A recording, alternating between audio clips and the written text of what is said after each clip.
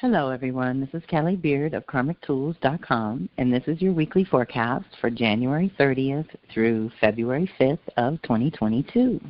So how's everybody doing? We are entering a very powerful week that includes the new moon, the gate of power, Juno moving into Aquarius, which is a big deal, and Mercury going direct. So very good energy for moving forward ever so slightly, or at least preparing to move forward, right? So we kick off this week with Sunday, January 30th, with the Sun square Uranus. As with any Uranus activation, this one disrupts the normal flow in order to facilitate a break to realign moment. While sometimes disruptive and challenging, the ultimate result is refreshing in some way. Consider the energy that thickens, gathering for a severe thunderstorm, then releasing buckets of rain for hours. You sleep deeply and awaken to a bright, sunny morning with birds chirping unusually loud outside your window. Got the visual? This activation is the necessary challenge that gets your attention, as something better is available if you're willing to improvise and think on your feet. If you've been unusually restricted in some way, you may feel restless. Rather than being reactive to the unexpected shift, whether it's within or without, it's best to take a pause for the cause, step back, and try to gain some perspective. Remember to be present. Too far in the past can be depressing, and too far in the future, and you cause yourself unnecessary anxiety. Breathe, be under the sky, invite clarity about the next step, and trust your gut. This energy, while sometimes uncomfortable and often sudden, is very necessary to disrupt any illusions or delusions you may be holding on to over long. It's time to express yourself in all new ways, so the old ways naturally stop working in order to get your attention. Deep breath. So this is Sun and Aquarius, so that sovereignty, freedom, independence part of your identity is going up against the collective energy of Uranus and Taurus, which is asking us to become a little more embodied as a generation, as a group, right? Because it rules the bigger picture. So as an individual, in order to function on planet Earth, which is ever-changing, but especially right now, we have to be flexible. We have to be able to improvise and think on our feet. We have to be a little detached from outcome because it's a little crazy right now. But you've heard me say, when nothing's in place, then anything is possible. So keep dreaming and keep formulating your plans for forward movement, because no matter what it looks like, we're still going to be moving forward very soon. By spring and summer, you will feel it. And the energies will shift dramatically by May, June as well. So you'll have new energetic support that we haven't had access to in a long time. So just keep that in mind. This first part of the year is a lot of endings and clearing things up from the past and tying up those loose ends. Venus just went direct yesterday on January 29th. So you may be feeling more of an ending vibe than a new beginning vibe, but you've got to keep in mind that that ending is in preparation for the new beginning. So you want to do it as clean and consciously as possible. As we jump to the Aquarius new moon, another new beginning, February 1st, which is Tuesday, on the East Coast. On the West Coast, it's January 31st. So deep breath. This month we are ready to seed completely new patterns and cycles of being an individual contributor to a larger community. Every year we use this time to laser away the non-essential and anything blocking the new vision for the year from taking root. Okay, so remember what I said, we're clearing the path so that we can activate a new vision. What is most important to you this year, 2022? Are you working on a new role that you would like to play going forward at this new level of maturity and higher level of consciousness? And what kind of communities do you want to be a part of and contribute your energy to, right? We have to think about these things because most of us have lost community. We've lost friends and family one way or another behind the last 2 years of madness. So we're dreaming up what we're going to do next. How are we going to socialize and interact? Because you can't keep humans away from each other. We are communal by nature. So rather than fight about it, let's set ourselves up for success in a different way. Let's go at this from a different angle, right, so that we don't walk into their traps. So that's why we got to stay individuals with this Aquarius new moon. That's the most important thing to filter into your new moon intentions is the sovereignty, independence, and freedom. Aquarius new moon is when you can dig into how your own unique essence can contribute to humanity and the planet in some way. It's connecting to your heart and discerning what you most value and are willing to build or invest in so that you are stabilized and whole enough to channel your own clean, authentic power for the greater good of all life. That's the fixed energies in our chart. These are the aspects of self. We all have it somewhere. Some of you actually have planets animating Leo, Aquarius, and Taurus, Scorpio. But let me read that again. It's connecting to your heart, which is Leo, and discerning what you most value and are willing to build or invest in, which is Taurus, so that you are stabilized and whole enough to channel your own clean, authentic power, which is Scorpio, for the greater good of all life, Aquarius. So right now you are thinking about your individual contribution within the context of the social collective. That's why I said you want to think about how you're going to interact, whether it's on a personal or professional level, going forward, and really set yourself up to be able to do that properly without a middleman, without permission, where you're completely sovereign. This month, like I said, my fixed babies are on deck. Aquarius is doing initiation, so that's in their area of life or the house in your chart. Leo's the integration. So remember, as we initiate new things on one side, it affects us on the opposite side, 180 degrees away. There's a ripple, and we have to integrate something on that side, on the Leo side, to make this flow better. Then that means that Taurus Scorpio is all about the growth and development. So that means our Taurus Scorpio houses have to push out of their comfort zone, make some changes and some choices, let's say all under the guise of supporting the initiation integration piece, right? So it's all connected. And like I said, if you have planets, that makes it a little more intense for you personally. Basically, December, January has led right to here and now. So it is good to do a little bit of a review of what new Sagittarius truth and story is emerging that you just kicked off in December, and what new Capricorn structure and foundation are you creating that will contain, nurture, and support your new Aquarian unique brilliance that wants to come through you. Even if it's simply living more completely centered in your own authentic self and sharing that with others. So some of us are doing personal work and rebuilding ourselves internally, and some of us are working on our outer world and the things that we're building in the world to support others. Most of the time we're doing both one way or another. But just trust yourself and set your intentions around what you really want to start contributing to or cultivating going forward. Because like I said, until spring equinox, we're still in completion mode in a lot of ways thanks to the Venus and Mercury retrograde kicking off the new year.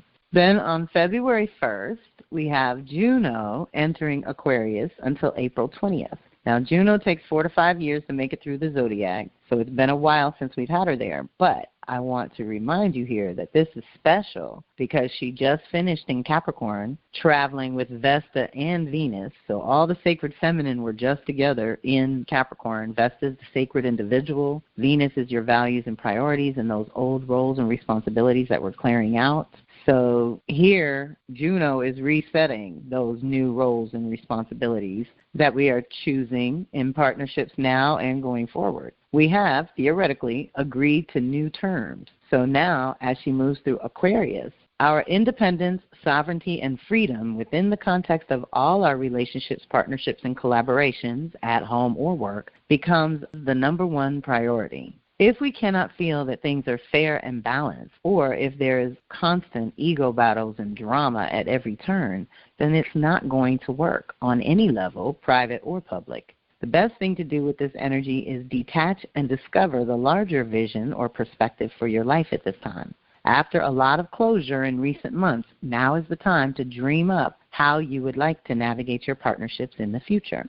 Also on February 1st, which is Tuesday, at 7 p.m. Eastern, I begin the new Astro 101 class for my 80s and 90s babies. So those of you born between 1980 and 2000, you are really encouraged to join me this go-round. We still have room for about 3 or 4 more people. It's 8 weeks for $200 every Tuesday night. I'm going to leave registration open for just a week or two because once we get into it, unless you're just going to do the recordings, it'll be a little too hard to catch up. So hopefully you can join between now and mid-February and have some fun with us. This class is all about learning about cycles and patterns, but using your own chart to do it. So for my individuals, they are just learning about themselves, but then I do have several professionals that like to take this too because it helps them when they're working with others and astrology. So if that is something that you were working on or you're starting to learn because you're a budding astrologer, of course this is a good way to get some more information under your belt. Or if you're like me and you just like to combine modalities, like I do so much with healing in different ways and different modalities that I add the astrology to, and it's just really powerful. So join us if you can because we're kicking it off this week. Then on the 3rd, which is our gate of power, but first we're going to talk about Mercury going direct in Capricorn. So it'll be in Capricorn for this last little bit until February 14th. Now we begin the post-shadow period, which is when we start to integrate all that's come up in the last 6 weeks.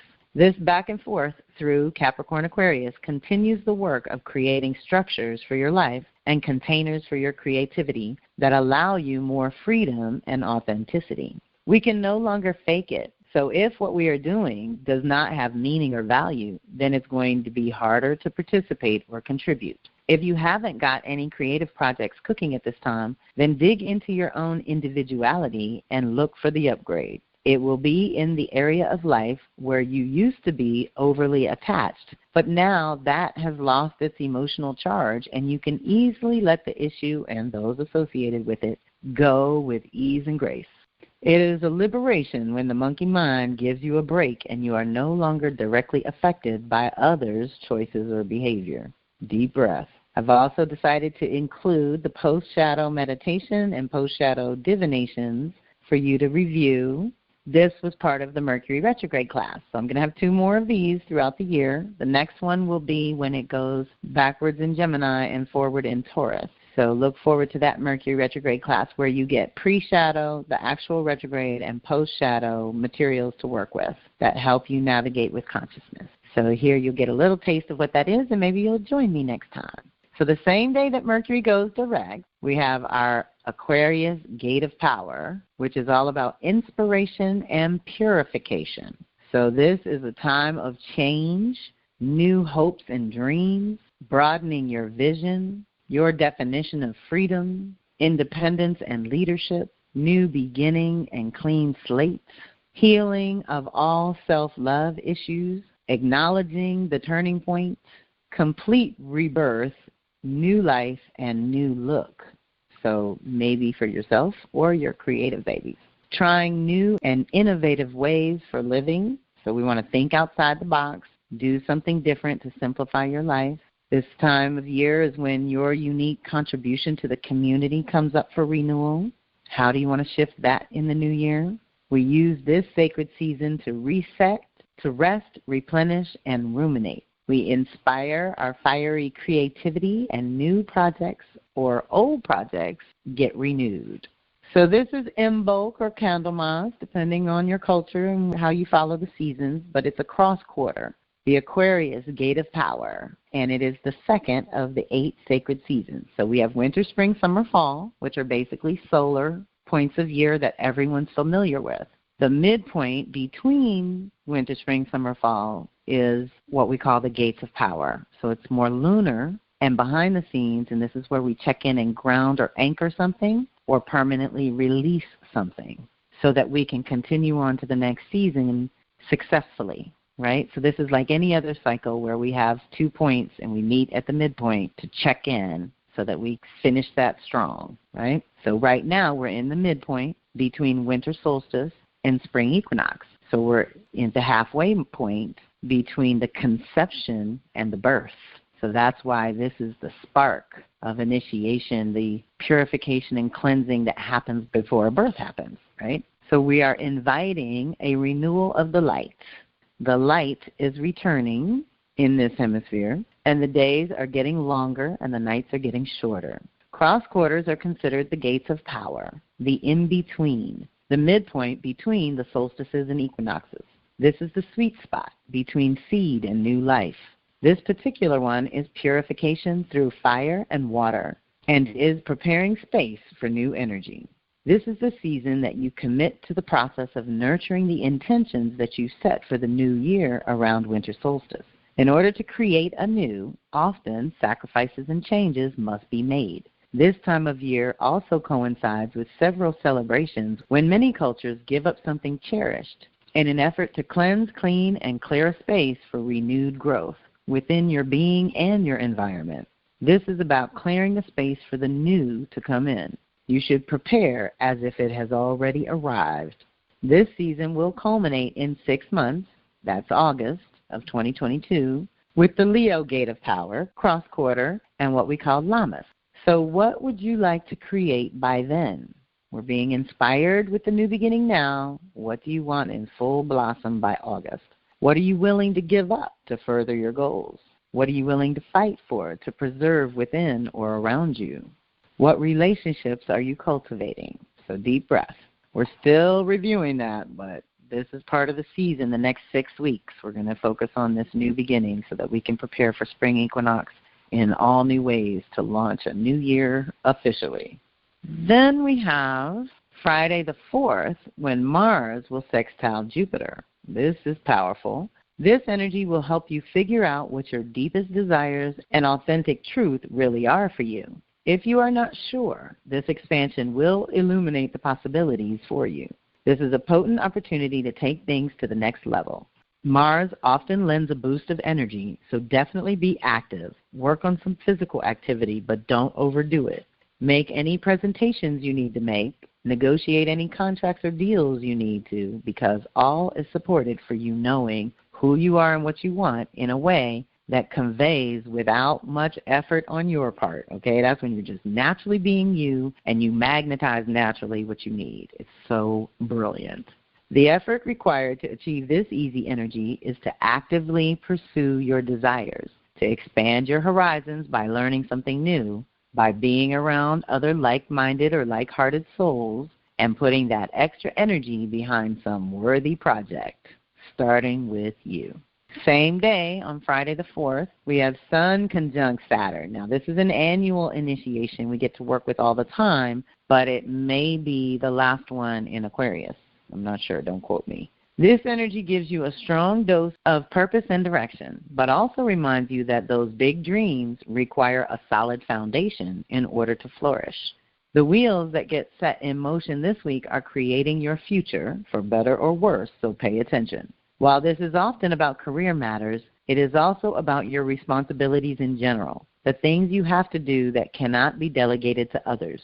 This is a great energy for organizing and planning, creating order, and getting yourself or your life together in some way that fortifies your position and increases your value. If you don't do the work that you know you are supposed to be doing at the moment, you will only feel worse. So don't delay anything that can and probably should be done sooner versus later. This energy can also make you feel a little lonely or depressed. Don't give in to that. There is a time to be out and about and a time to get down to business. And right now, you have probably already put some things off, and that is only going to contribute further to your stress levels.